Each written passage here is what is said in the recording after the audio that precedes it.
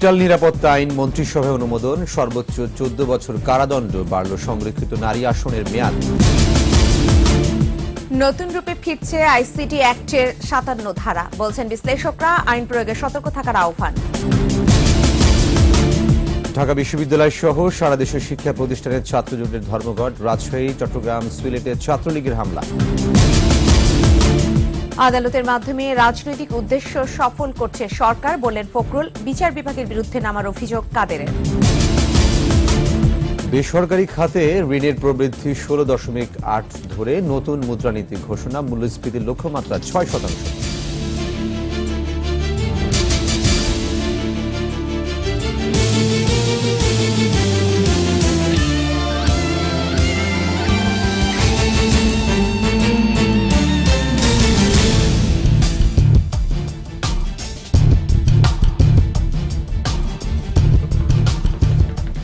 শুনছিলেন first security ইসলামী bank limited সংবাদ শিরোনাম। আমন্ত্রণ জানাচ্ছি সন্ধ্যা 7:21 সংবাদে। আপনাদের সাথে আছে আমি ওয়াহিদুজ্জামান এবং আমি ফেরদৌসী আহমেদ। এগিয়ে চলো কল্পনার রাজ্যে। এছাড়াও সংবাদ আরো থাকছে। পৃষ্ঠপোষকতার অভাবে হারিয়ে যাচ্ছে মিরপুরের বেনারসি শাড়ির ঐতিহ্য, ভারত থেকে আমদানি বন্ধের দাবি।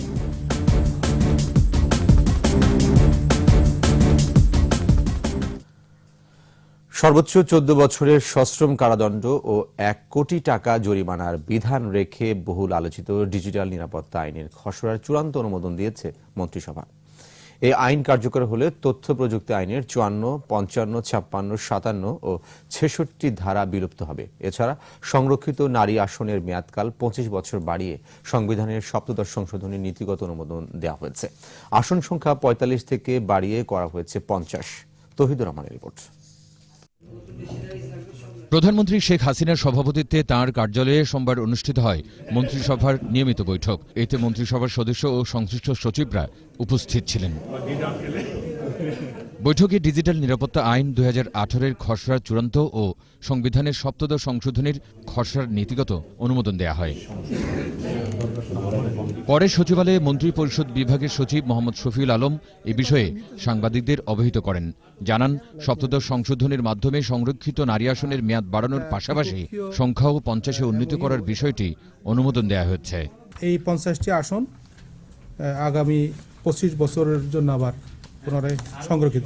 ডিজিটাল নিরাপত্তা আইনে মুক্তিযুদ্ধ ও জাতির পিতার বিরুদ্ধে প্রপাগান্ডা প্রচারণার মদদ দেওয়ার শাস্তি করা হয়েছে অনধিক 14 বছরের সশ্রম কারাদণ্ড বা 1 কোটি টাকা জরিমানা। মুক্তিযুদ্ধ বা মুক্তিযুদ্ধের চেতনা বা জাতির পিতার বিরুদ্ধে প্রপাগান্ডা বা প্রচারণা চালান, তার জন্য দণ্ড হইল অনধিক 14 বছরের কারাদণ্ড অথবা 1 কোটি টাকা অর্থদণ্ড বা উভয় দণ্ড হতে পারে। কোনো ব্যক্তি ওয়েবসাইট বা অন্য কোনো ইলেকট্রনিক বিন্যাসে ইচ্ছাকৃতভাবে অপরাধ করলে 3 বছর, একাধিকবার করলে 5 বছরের কারাদণ্ড ও 10 লাখ টাকা জরিমানা হবে। কম্পিউটার নেটওয়ার্ক, ডিজিটাল নেটওয়ার্ক বা অন্য কোনো ইলেকট্রনিক মাধ্যমে ধারণ, প্রেরণ বা সংরক্ষণ করেন বা করিতে সহায়তা করেন, তাহা হইলে উক্ত ব্যক্তির অনুরূপ কার্য হবে কম্পিউটার বা ডিজিটাল গুপ্তচর বৃত্তির অপরাধ। ধর্মীয় অনুভূতি বা মূল্যবোধে আঘাতের জন্য ইলেকট্রনিক বিন্যাসে কিছু প্রকাশ করলে প্রথম দফায় 7 বছর, দ্বিতীয় দফায় 10 বছর কিংবা অর্থদণ্ড বা উভয় দণ্ডে দণ্ডিত হবে। নতুন আইনটি কার্যকর হলে আইসিটি আইনের কয়েকটি ধারা বিলুপ্ত হয়ে যাবে বলেও জানান মন্ত্রী পরিষদ সচিব। ওয়েবসাইট বা অন্য কোনো ইলেকট্রনিক বিন্যাসে এমন কিছু প্রকাশ বা প্রচার করেন বা করান যাহা ধর্মীয় অনুভূতি বা ধর্মীয় মূল্যবোধের উপর আঘাত করে, তার শাস্তি হলো অনধিক 10 বছর বা অনধিক 20 লক্ষ টাকা অর্থদণ্ড বা উভয়দণ্ড। কেউ ইচ্ছাকৃতভাবে সাম্প্রদায়িক সম্প্রীতি নষ্ট করলে প্রথমে 7 বছর এবং বারবার হলে 10 বছরের কারাদণ্ডের বিধান রাখা হয়েছে। প্রধানমন্ত্রীর নেতৃত্বে 11 সদস্যের ডিজিটাল নিরাপত্তা কাউন্সিল করার কথা বলা হয়েছে। একজন মহাপরিচালক সহ ডিজিটাল নিরাপত্তা এজেন্সিও করা হবে এই আইনে। ডিজিটাল নিরাপত্তা কাউন্সিল নামে 12 ধারায় একটা কাউন্সিল গঠনের প্রস্তাব করা হয়েছে। তৌহিদুর রহমান, 21 টেলিভিশন, ঢাকা। তথ্য প্রযুক্তি আইনের 57 ধারায় আগে যেসব মামলা ছিল সেগুলো চলবে বলে জানিয়েছেন পুলিশের আইজি AKM শহীদুল হক। বিকেলে পুলিশ সদর দফতরে মুক্তিযুদ্ধের উপর 2টি বইয়ের মোড়ক উন্মোচন অনুষ্ঠানে তিনি আরো বলেন, নতুন আইন প্রণয়ন বা সংশোধন হলে ওই সংক্রান্ত আগের মামলা বাতিল হয় না। নতুন আইনের খসড়া সম্পর্কে আইজিপি বলেন, পূর্ণাঙ্গ কপি হাতে না পাওয়া পর্যন্ত এই বিষয়ে কিছু বলা যাবে না। যে আইনটা রদ হবে বা সংশোধন হবে ওই আইনে অতীতে যত কর্মকাণ্ড কার্যক্রম নেওয়া হয়েছে তা কিন্তু অব্যাহত থাকে, তা কখনো বাতিল হয় না। কিন্তু যেদিন আইনটা নতুন আইনের সংশোধন বা নতুন আইনের এনফোর্স হবে তখন থেকে পুরানো আইন বাতিল হবে, ওই কার্যক্রম অব্যাহত থাকবে। ডিজিটাল নিরাপত্তা আইন নিয়ে মিশ্র প্রতিক্রিয়া জানিয়েছেন বিশ্লেষকরা। সাধারণ মানুষকে ধোঁকা দেয়া হচ্ছে এবং স্বাধীন মতামত প্রকাশে বাধাগ্রস্ত হবে বলে মত দিয়েছেন তারা। আইন প্রয়োগে সতর্ক থাকারও আহ্বান তাদের। জসিম জলির রিপোর্ট। আইসিটি অ্যাক্টের ৫৭ ধারা বাতিল নিয়ে দীর্ঘদিন ধরেই গণমাধ্যম কর্মীদের মধ্যে বিতর্ক চলছিল। বাতিলের দাবিতে আন্দোলন করেছেন সাংবাদিক সহ বিভিন্ন পেশাজীবীরা। সারা বাংলাদেশের সকল ইউনিয়ন আজকে ঐক্যবদ্ধভাবে সিদ্ধান্ত গ্রহণ করেছে। ৫৭ ধারা বাতিল চেয়ে হাইকোর্টে রিট করেছিলেন আইনজীবী জ্যোতিময় বড়ুয়া। ডিজিটাল নিরাপত্তা আইনের তাৎক্ষণিক প্রতিক্রিয়ায় তিনি বলেন, আইনে ৪টি ধারা পুনর্স্থাপন করে ধোঁকা দেওয়া হয়েছে। ৫৭ ধারা আসলে বাতিল করা হবে, এইটা পুরোটাই আসলে একটা ধোঁকা হয়ে গেল যে ৫৭ ধারা বাতিল করলাম কিন্তু একই বিষয়গুলোকে নতুন আরেকটি আইনের মধ্যে এনে নতুন মোড়কে ৫৭ ধারা সাধারণ মানুষের মত প্রকাশে বাধাগ্রস্ত করবে বলে মনে করেন আরেক আইনজীবী মঞ্জুল মোর্শেদ। নতুন মোড়কেই আবার এই কথাগুলো আসবে, কিন্তু একটু ভিন্ন ভিন্ন ভাবে ব্যাখ্যা দেওয়া হচ্ছে। ডিজিটাল নিরাপত্তা আইন নিয়ে বাংলাদেশ ফেডারেল সাংবাদিক ইউনিয়নের সভাপতি মঞ্জুরুল আহসান বুলবুল বলেন, নতুন আইন সাধারণ মানুষের বাক স্বাধীনতা কেড়ে না নেয় সে বিষয়ে লক্ষ্য রাখতে হবে। এখন পর্যন্ত যদ্দূর আমরা জানতে পেরেছি সেখানে ৫৭ ধারার যে অপরাধগুলি সেই অপরাধগুলিকে বিভিন্নভাবে ছড়িয়ে ছিটিয়ে দেওয়া হয়েছে। আমরা যে কথাটি বলতে চাই যে আইন হোক তা নিয়ে আমাদের কোনো আপত্তি নাই, কিন্তু সেই আইন যাতে পেশাদার সাংবাদিকদের কাজ করার ক্ষেত্রে বাধা হয়ে না দাঁড়ায়, মানুষের স্বাভাবিক মত প্রকাশের ক্ষেত্রে বাধা হয়ে না দাঁড়ায়। তিনি আরো বলেন, সাংবাদিকরা আইনের বিরুদ্ধে নয়, তবে কাজের স্বাধীনতা কতটুকু আছে সেটাই দেখার বিষয়। নতুন আইনের মধ্যে যে বিষয়গুলি। জসিম জুয়েল, ২১ টেলিভিশন, ঢাকা। প্রগতিশীল ছাত্র জোটের ডাকে ঢাকা বিশ্ববিদ্যালয় সহ সারা দেশের শিক্ষা প্রতিষ্ঠানগুলোতে ধর্মঘট পালিত হয়েছে। এতে ব্যাহত হয় শিক্ষা কার্যক্রম। কেন্দ্রীয় কর্মসূচির অংশ হিসেবে ঢাকা বিশ্ববিদ্যালয়ের মধুর ক্যান্টিনে সংবাদ সম্মেলনে প্রক্টরের অপসারণ সহ শিক্ষার্থীদের উপর হামলাকারীদের দৃষ্টান্তমূলক শাস্তির দাবি জানায় বামপন্থী ছাত্র সংগঠনগুলো। এদিকে চট্টগ্রাম, সিলেট, রাজশাহী সহ বিভিন্ন স্থানে বামপন্থী ছাত্র সংগঠনের উপর হামলা চালিয়েছে ছাত্রলীগ। এতে আহত হয়েছে বেশ কয়েকজন। সহকর্মীদের সহায়তায় মফিউর রহমানের রিপোর্ট। পূর্বঘোষিত ধর্মঘটের সমর্থনে সকাল থেকে ঢাকা বিশ্ববিদ্যালয় কলাভবনের সামনে নিপীড়ন বিরোধী শিক্ষার্থীদের ব্যানারে অবস্থান নেয় বামপন্থী ছাত্র সংগঠনগুলোর নেতাকর্মীরা। সে সময় বিভিন্ন ধরনের স্লোগান দেয় তারা। কলাভবন সমাজবিজ্ঞান ভবনের মূল ফটকে তালা ঝুলিয়ে দেয় তারা। পরে মিছিল নিয়ে মধুর ক্যান্টিনে গিয়ে সংবাদ সম্মেলন করেন বামপন্থী ছাত্র সংগঠনের নেতারা। এ সময় প্রক্টরের পদত্যাগের দাবি জানানো হয়। এই ধর্মঘট পালনের পিছনে আমাদের দাবি দুইটি। প্রথমত, দায়িত্ব পালনের সম্পূর্ণ ব্যর্থ প্রক্টরকে অবিলম্বে অপসারণ, এবং ২, ২৩ ও ১৫ তারিখের শিক্ষার্থীদের উপর যারা হামলা করেছিল তাদের বহিষ্কার। এদিকে ক্লাস করার দাবিতে মিছিল করে কিছু শিক্ষার্থী। পরে প্রগতিশীল ছাত্রজোট বিক্ষোভ মিছিল শেষে মাসব্যাপী কর্মসূচি ঘোষণা করে। ঢাকা বিশ্বের সর্বোচ্চ গণতান্ত্রিক প্রতিষ্ঠান। এদিকে বিশ্ববিদ্যালয়ের কার্যক্রম স্বাভাবিকভাবে চলছে বলে জানান সহকারী প্রক্টর মোহাম্মদ সোহেল রানা। ধর্মঘট ছাত্ররা ডাকতেই পারে, তাদের অধিকার আছে। আর আমাদের বিশ্ববিদ্যালয়ের যে স্বাভাবিক কার্যক্রম সেটা চলবে। ৯টা থেকে বিকেল ৫টা পর্যন্ত নরমালি ক্লাস হয়। একই দাবিতে মিছিল সমাবেশ করেছে সিলেট শাহজালাল বিজ্ঞান ও প্রযুক্তি বিশ্ববিদ্যালয়ের শিক্ষার্থীরা। সে সময় ছাত্রলীগের হামলায় ৫ জন আহত হয় বলে অভিযোগ করেন আন্দোলনকারীরা।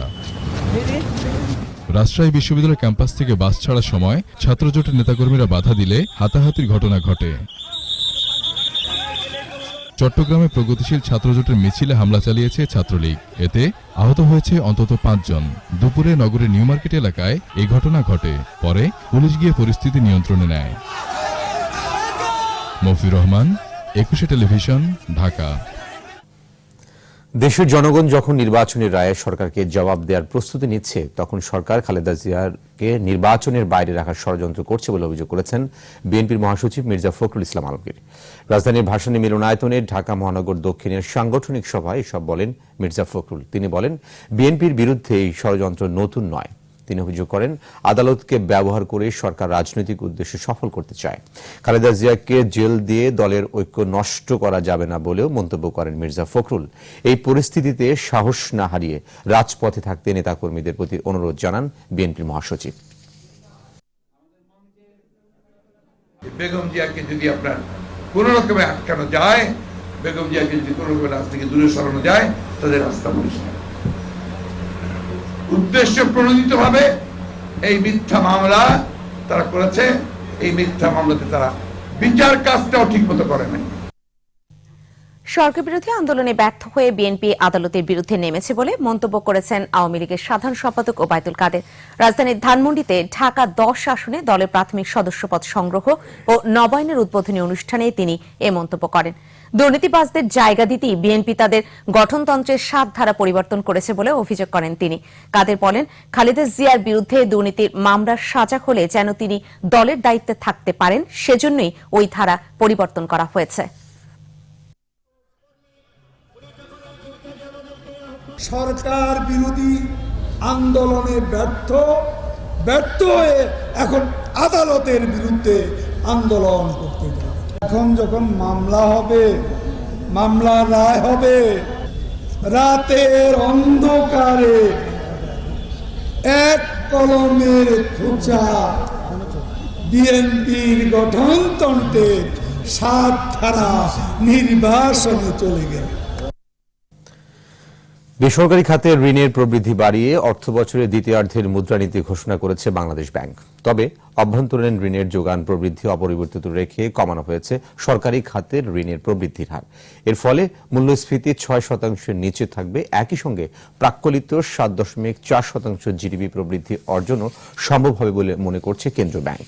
মানিক শিকদার রিপোর্ট। বাংলাদেশ ব্যাংকের কার্যালয়ে চলতি অর্থবছরের দ্বিতীয়ার্ধের মুদ্রানীতি ঘোষণা করেন গভর্নর ফজলে কবির।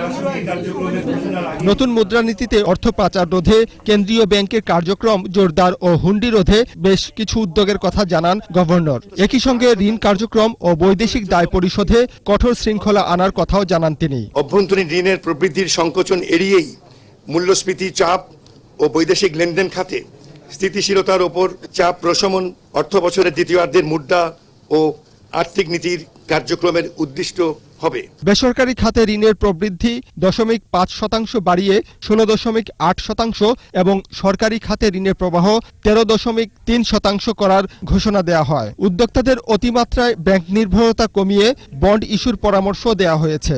গভর্নমেন্টের একটা সুন্দর ফিসক্যাল ম্যানেজমেন্ট গত কয়েক বছর ধরে চলছে। সেই সাথে আমাদের মানিটারি পলিসিতে এবং সরকারের এটা কোঅর্ডিনেশন কাউন্সিলের মিটিং এর সিদ্ধান্ত হয়। As such, there is no conflict between the fiscal and authority and the monetary authority. ই-কমার্সের মাধ্যমে বিদেশে পণ্য ও সেবা রপ্তানির আয় ব্যাংকিং চ্যানেলে দেশে আনার প্রক্রিয়া সহজ করা হবে বলেও জানান গভর্নর। আমানতকারীর স্বার্থ এবং জনস্বার্থ এই দুটো আমরা রক্ষা করার জন্য যা দরকার তাই করব। মানিক শিকদার, 21 টেলিভিশন, ঢাকা। এই পর্যায়ে যাচ্ছি ইসলামী ব্যাংক বিরতিতে। যখন ফিরছি তখন অন্যান্য খবরের সঙ্গে আরো যা থাকছে। পুলিশ হেফাজতে ভ্রাম্যমাণ আদালতে সাজার ঘটনায় লোহাগড়ার ওসিকে বদলির নির্দেশ। ইউনূস সহ 4 জনকে সতর্ক করল হাইকোর্ট। ঢাকার 2 সিটি নির্বাচনের স্থগিতাদেশ প্রত্যাহারে আপিল করবে ইসি। আইনজীবী নিয়োগ।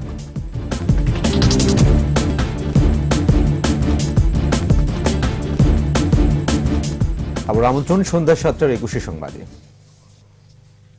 3 দিনের সফর শেষে ঢাকা ছেড়েছেন ইন্দোনেশিয়ার প্রেসিডেন্ট জোকো উইদোদো। সকালে তাকে বহনকারী একটি বিমান জাকার্তার উদ্দেশ্যে হযরত শাহজালাল আন্তর্জাতিক বিমানবন্দর ছেড়ে যায়। বিমানবন্দরে উইদোদোকে বিদায় জানান পররাষ্ট্রমন্ত্রী আবুল হাসান মাহমুদ আলী সহ শীর্ষ কর্মকর্তারা। শনিবার বিকেলে ঢাকায় আসেন ইন্দোনেশিয়ার প্রেসিডেন্ট। এ সফরে দ্বিপক্ষীয় বিভিন্ন কর্মসূচিতে অংশ নেওয়ার পাশাপাশি কক্সবাজারে রোহিঙ্গা ক্যাম্প পরিদর্শনে যান উইদোদো। রোহিঙ্গা সংকট নিরসনে বাংলাদেশের পাশে থাকার আশ্বাস দেন তিনি। সফরকালে রাষ্ট্রপতি মোহাম্মদ আব্দুল হামিদ ও প্রধানমন্ত্রী শেখ হাসিনার সাথে বৈঠক করেন তিনি। বাংলাদেশ ও ইন্দোনেশিয়ার মধ্যে 5টি চুক্তি সই হয়েছে।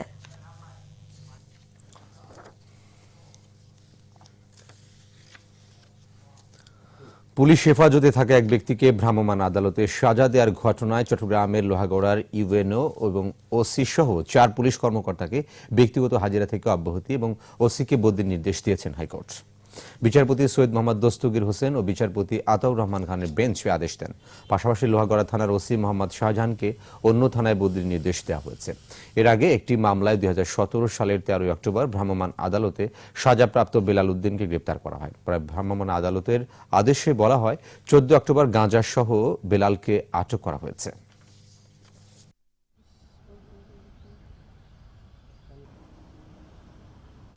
ইয়াবা সহ সব ধরনের মাদকদ্রব্য পরিবহন, বিতরণ ও সেবনের বিরুদ্ধে ব্যবস্থা গ্রহণ করতে নির্দেশ দিয়েছে হাইকোর্ট। এ বিষয়ে দেশের সব জেলা প্রশাসক ও পুলিশ সুপারকে অবহিত করতে স্বরাষ্ট্র সচিব ও পুলিশের মহাপরিদর্শককে নির্দেশ দেওয়া হয়। একই সঙ্গে অগ্রাধিকার ভিত্তিতে দেশের সীমান্তবর্তী জেলা কক্সবাজার ও বান্দরবানে মাদকের অবৈধ প্রবেশ নিয়ন্ত্রণে অনুসন্ধান ও ব্যবস্থা গ্রহণ করতে পুলিশ ব্যুরো অব ইনভেস্টিগেশনকে নির্দেশ দেওয়া হয়েছে। বিচারপতি কাজী রেজাউল হক ও বিচারপতি মোহাম্মদ উল্লার বেঞ্চ স্বপ্রণোদিত হয়ে সোমবার এ আদেশ দেন।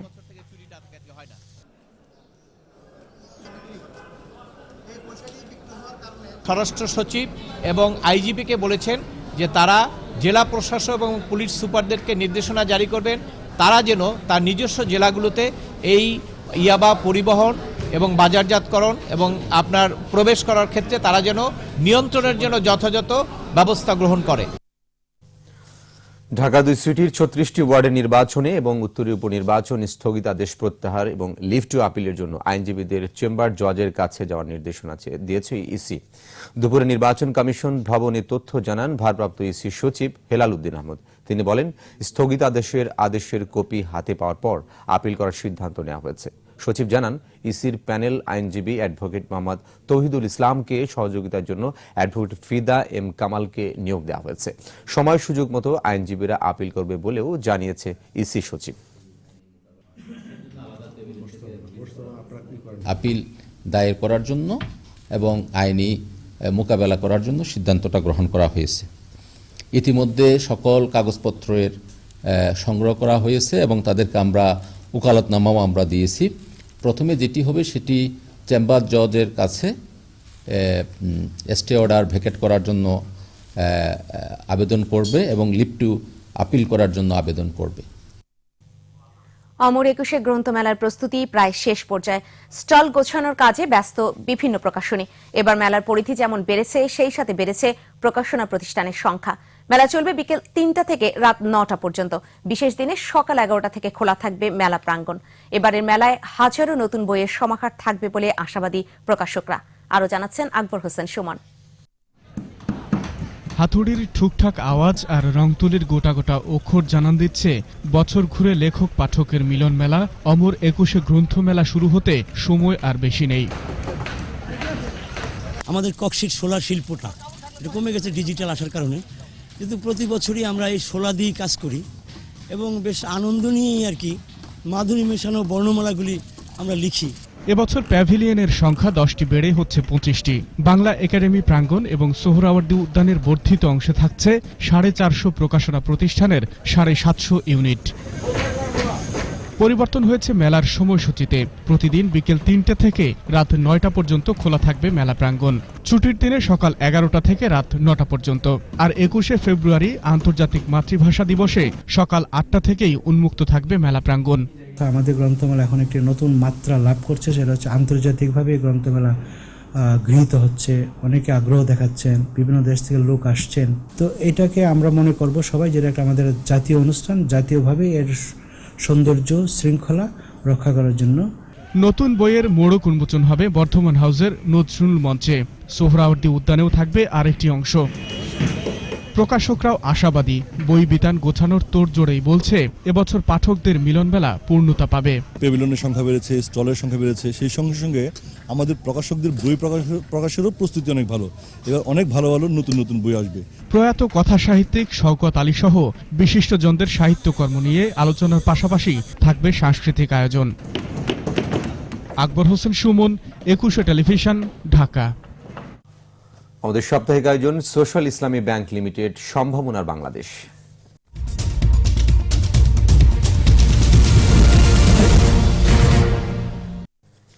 ভারত থেকে আমদানি নয়, দেশে তৈরি বেনারসি শাড়ির বাজার সম্প্রসারণে উদ্যোগ নেওয়ার দাবি জানিয়েছেন সংশ্লিষ্টরা।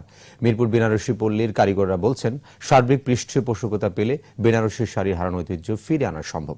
আরো জানাচ্ছেন মোহাম্মদ নুরুন নবী।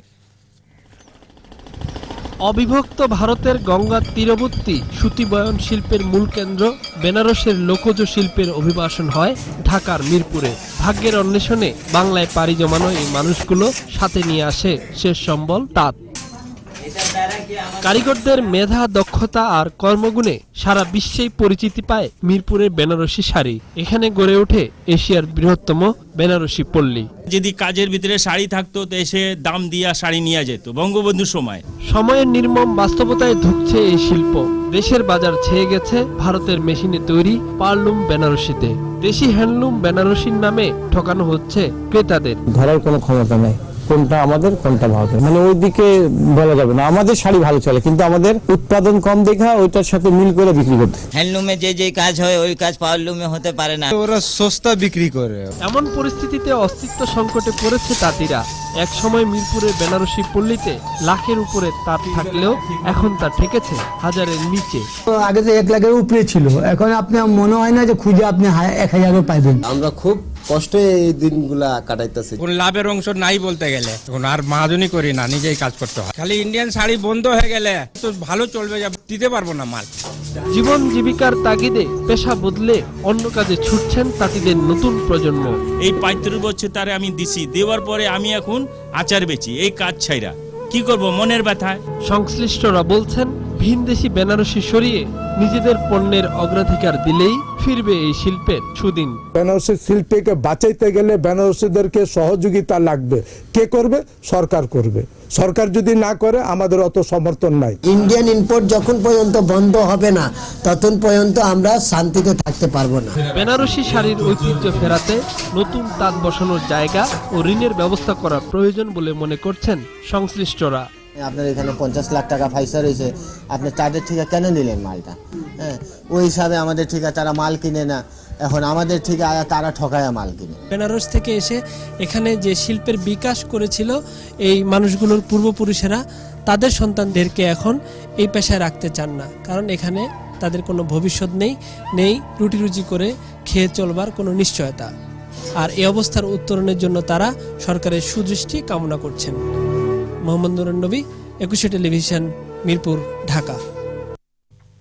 আরেকটি ইসলামী ব্যাংক বিরতি। যখন ফিরে আসবো তখন অন্যান্য খবরের সঙ্গে আরো যা থাকছে। সংবাদপত্র কর্মীদের জন্য নবম ওয়েজ বোর্ড গঠন, সুপারিশ দেওয়া হবে ইলেকট্রনিক মিডিয়ার বিষয়েও। কাবুলের সামরিক একাডেমির কাছে আইএসের হামলা, 11 সেনা সহ নিহত 15।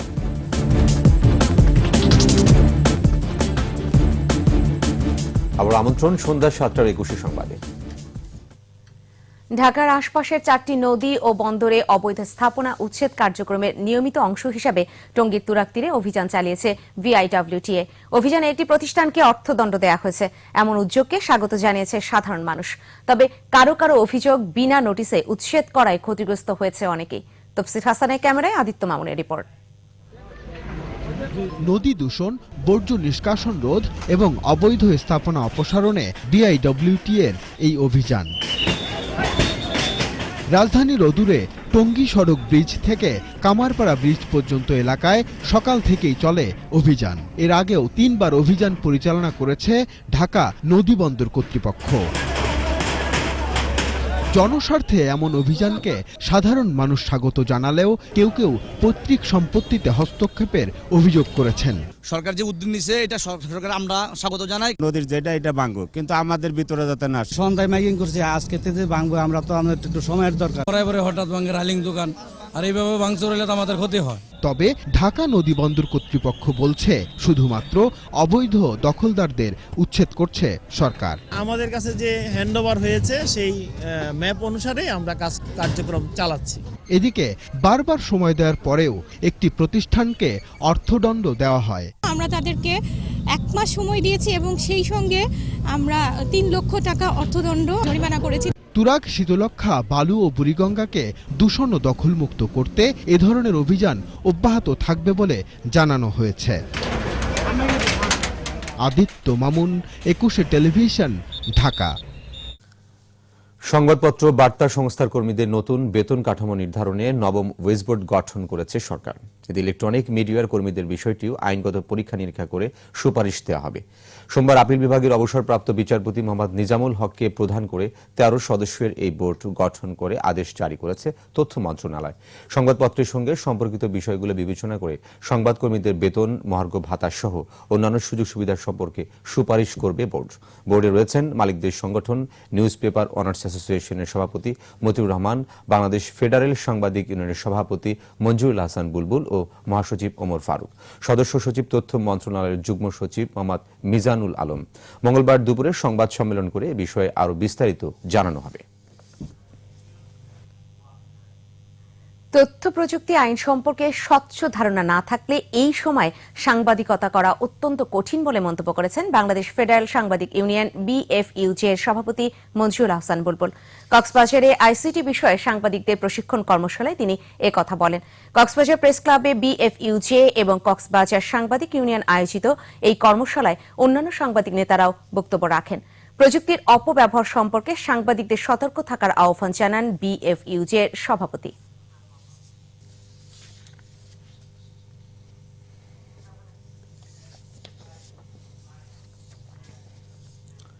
বাণিজ্য সংবাদ।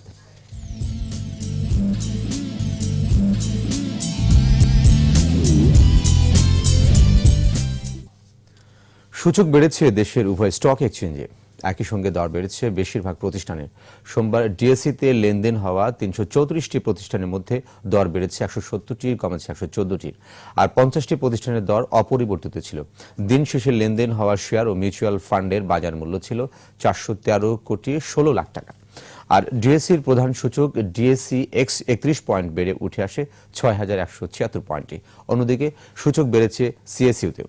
সিএসইতে লেনদেন হওয়া 223টি প্রতিষ্ঠানের মধ্যে দর বেড়েছে 109টির, কমেছে 85টির, আর 29টি প্রতিষ্ঠানের দর ছিল অপরিবর্তিত।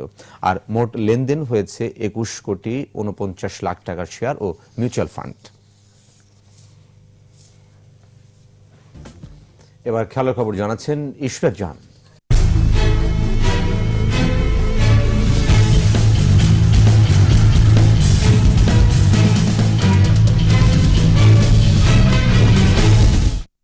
ধন্যবাদ। শুরুতে বাংলাদেশ শ্রীলঙ্কার টেস্ট সিরিজ প্রসঙ্গ।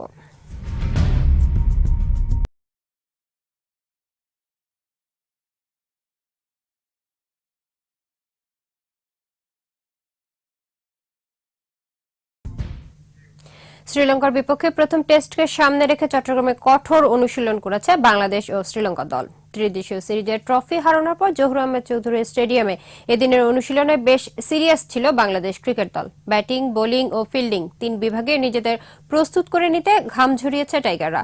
এদিকে 4 বছর পর জাতীয় দলে ডাক পাওয়া স্পিনার আব্দুর রাজ্জাকও অনুশীলন করেন এদিন। আর নিউজিল্যান্ডে যুব বিশ্বকাপ থেকে সরাসরি জাতীয় দলে ডাক পেয়ে দারুণ রোমাঞ্চিত নাইম হাসানও। সুযোগ পেলে নিজেদের উজাড় করে দিবেন বলে জানালেন তারা। এর আগে সকালে অনুশীলন করে শ্রীলঙ্কা দল। ত্রিদেশীয় সিরিজের পর প্রথম টেস্টে সাফল্যের ধারাবাহিকতা ধরে রাখতে আত্মবিশ্বাসী লঙ্কানরা। মিরপুর স্টেডিয়ামের আউটফিল্ড ও উইকেট তৈরিতে কিউরেটর গামিনী ডি সিলভার কোনো অনিয়ম চোখে পড়লে খতিয়ে দেখা হবে। বিসিবি কার্যালয়ে বাংলাদেশ শ্রীলঙ্কা টেস্ট ও টি20 সিরিজের টাইটেল স্পন্সর ঘোষণার পর কথা বলেন বিসিবির প্রধান নির্বাহী নিজামুদ্দিন চৌধুরী সুজন। এ সময় বাংলাদেশের অস্ট্রেলিয়া সফর এখনই শেষ হয়ে যায়নি বলে আশার কথা শুনিয়েছেন তিনি। এদিকে ত্রিদেশীয় সিরিজের পর বাংলাদেশ শ্রীলঙ্কার মধ্যে দ্বিপাক্ষিক সিরিজেরও টাইটেল স্পন্সর হয়েছে ডাচ বাংলা ব্যাংকের মোবাইল ব্যাংকিং সেবা রকেট।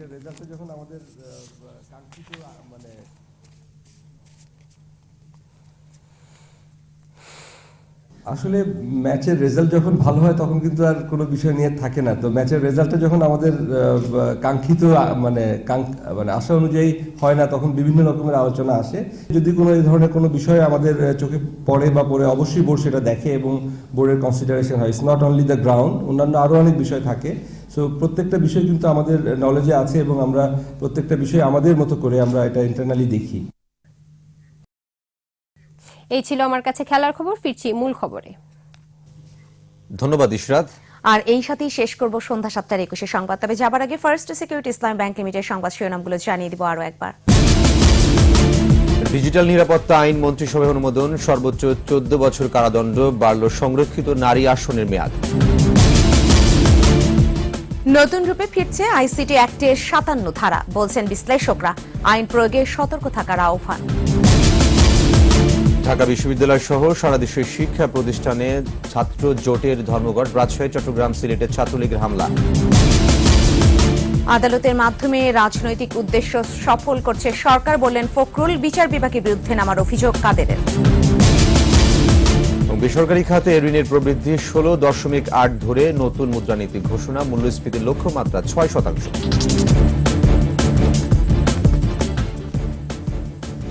সর্বশেষ খবর জানতে ডায়াল করুন 202 নম্বরে, আর ভিজিট করুন 21-tv.com ওয়েবসাইটে। এছাড়া ফেসবুকে লগ ইন করতে পারেন facebook.com/2124 অনলাইনে। আমাদের পরবর্তী সংবাদ রয়েছে রাত 9টায়, দেখার আমন্ত্রণ রইল। এতক্ষণ সাথে থাকার জন্য সবাইকে ধন্যবাদ।